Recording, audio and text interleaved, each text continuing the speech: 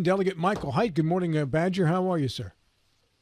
Good morning, gentlemen. It's good to be on. I wish you were here to share the donut glory with us. You know, I got fat shamed early in the show by Bodwell, and now he's pumping donuts at everybody. So I don't know how to take this. Mr. Gilstrap pointed out the irony of that, by the way, I might add. Yeah. Oh, yeah. Yeah, well, I mean, if you felt that was directed towards you, if the shoe fits, you got to lace it up. Well, and Or in that case, if the belt doesn't fit. The belt doesn't fit. And only one person in studio has actually had 2 donuts and a donut hole. That would be the one who's saying people should take care of themselves. So, hey, I had 2 donuts and 2 donut holes. Thank you. Get your facts straight, man. Well, Jonathan has always been a close friend of mine, and he has never had a problem fat shaming me in person as well. So it's all good. Yes, do as I say, not as I do. Yes.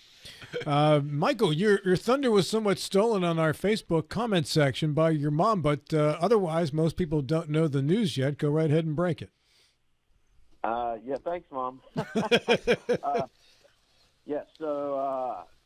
The Speaker of the House, Roger Hanshaw, has shown a great deal of confidence in me, and I truly appreciate it. He has named me the Vice Chair of Health for this upcoming session, so I'm excited about that role.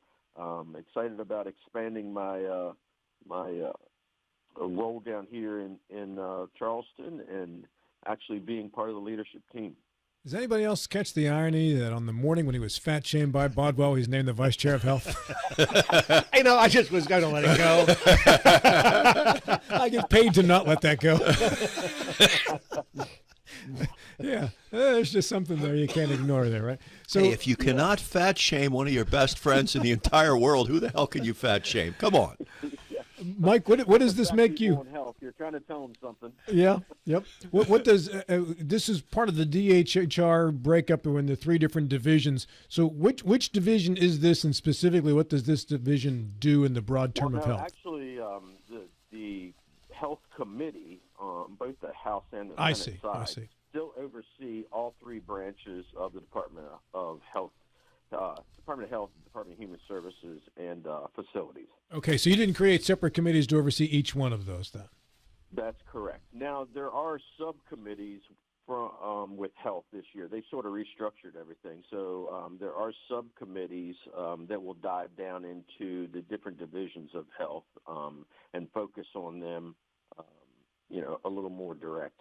Well, this makes a lot of sense to me because of your intimate knowledge with IDD waivers. It was when you first ran, this was one of the things that you campaigned on, was trying to figure this stuff out and get it all straight there. So I think this makes sense. It's in your wheelhouse, your strength of knowledge here, Mike. So as the vice chair, how much power will you have to try to affect real change there? Well, I'm hoping a good bit, but you never know. So I noticed the past 2 years we had some really good leaders in health, but both of them were nurses. So a lot of the bills we ran seemed to deal a lot with nursing and moving legislature in that regard. This year, so the health chair is Evan Worrell, and Evan is from, I'm going to say, the Huntington area over around Cabell County. So, but he, like myself, deals in the waiver programs. He deals with adult and disabled waiver and overseeing. He's like a regional director of a much bigger agency, and then I deal with IDD waivers. So I am hoping that between the two of us, we can direct some legislation towards the waiver programs and get them back to where they need to be, drastically underfunded for a long time. So I'm hoping we can influence some rate increases and things like that. And that's sort of odd because you hear a lot of people coming on and talking about budget cuts and right-sizing government and things like that. And here I am talking about increases. Mike, can you, for the listeners who don't know what the waiver program is, can you just give a quick synopsis, please? Sure. So we have several different waiver or branches, I guess they are. IDD is for individuals with developmental disabilities.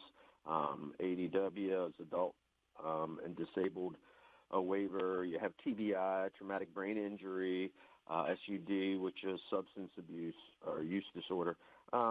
So the state funds programs to take care of those individuals. So like the individuals with disabilities like that I take care of, that my agency takes care of, those individuals used to be in institutions throughout the state. And there was legislation to deinstitutionalize those individuals. And you would be surprised at how much money that saved the state by not having them institutionalized, by having them in a community-based setting that they are in now.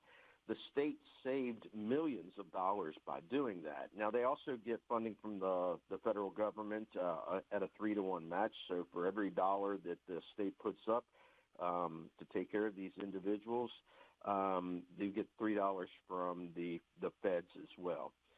So the problem is they're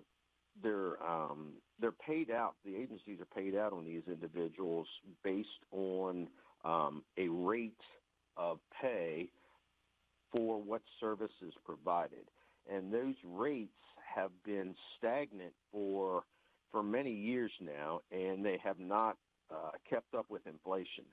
So one of the problems we have over in the Panhandle in particular is that the rate increase only allows agencies over there to pay somewhere between $9 and $12 an hour for somebody to take care of these individuals.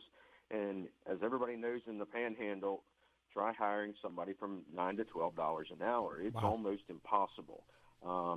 So, we've been talking to the state for years about you've got to do something about that. We have agencies that are just closing the doors and leaving because they were losing money and they can't do it anymore. So what happens to these individuals is they scramble to look for other agencies to go to, and, so a lot of times there aren't other agencies to go to. They go back into institutions. It's costing the state more money because they won't increase the rate. So, there's some of us that have been screaming at them for a few years now that you've got to do something to get a handle on this. And hopefully I'm in a position now, and along with the Health Committee Chair, Evan Worrell, we're in a position now to affect some change in that regard.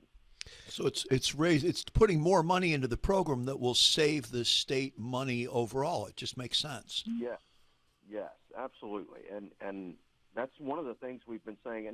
And to Amy Summers, who was the health chair in the House side for the past couple of years, to her credit, she recognized that as well, and was one of the loudest voices in preaching to the administration, hey, you've got to do something here. She was a fighter for our cause as well. So, I loved working with her.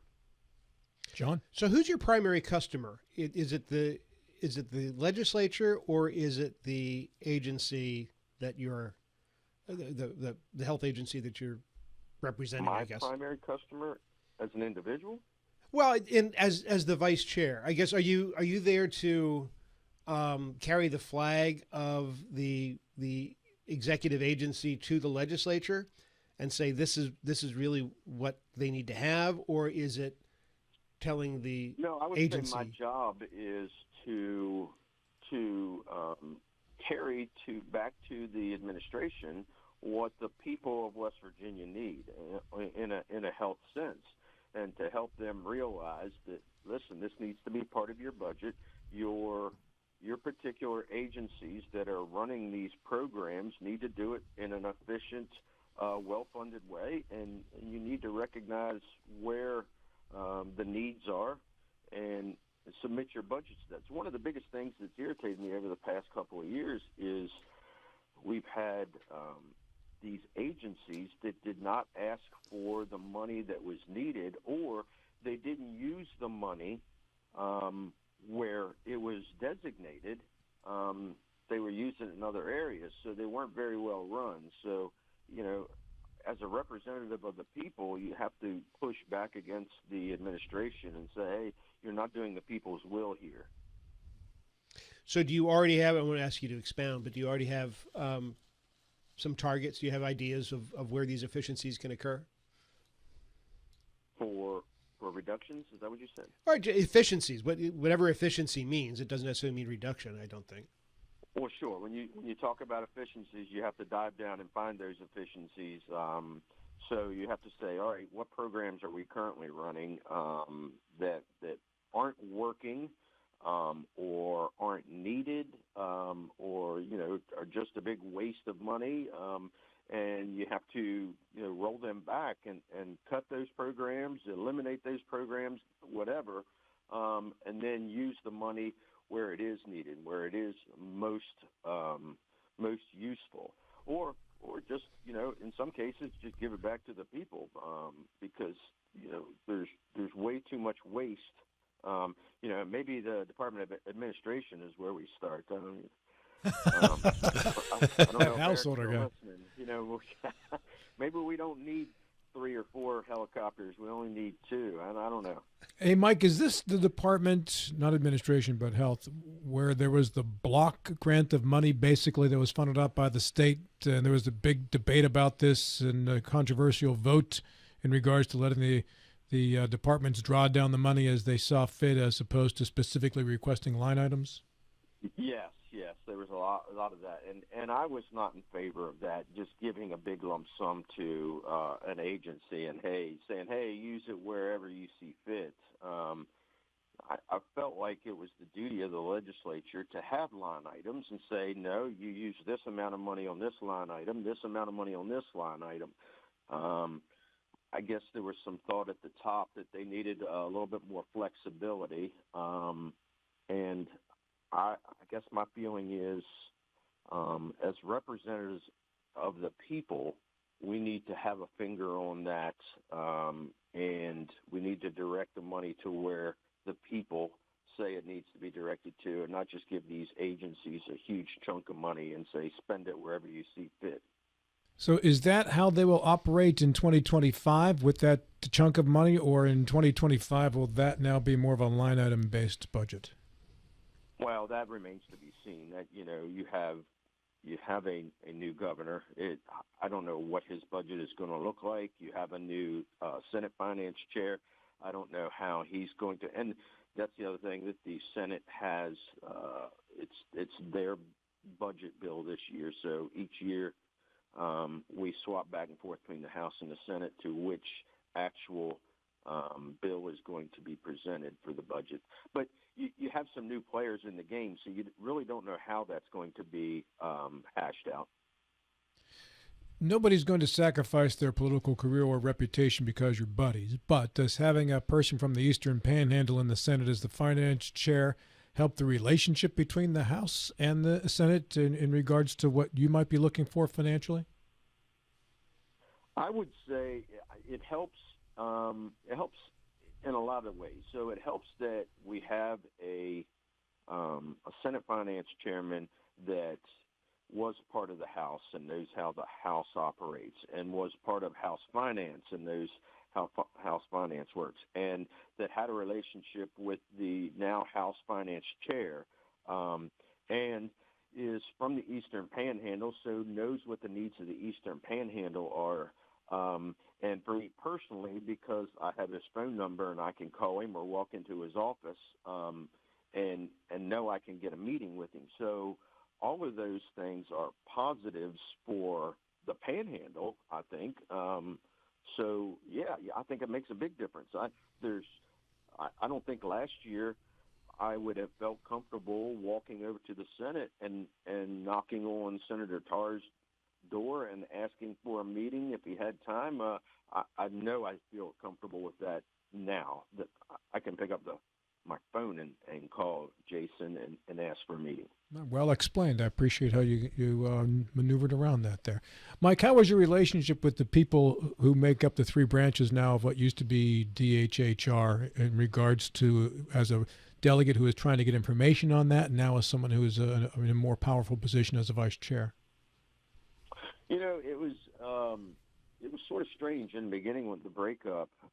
It was the Secretary of Facilities that I was the least impressed with in the beginning, and I even said so on the show a couple of times. I didn't like the way he was running things, but as time went on, he was the most responsive to my questions and to insight, and so he became one of my favorites, the Department of Facilities. But I also think we need to downsize our facilities and get rid of some of those facilities. So I don't know that there's a need for that position as much as there was in the past.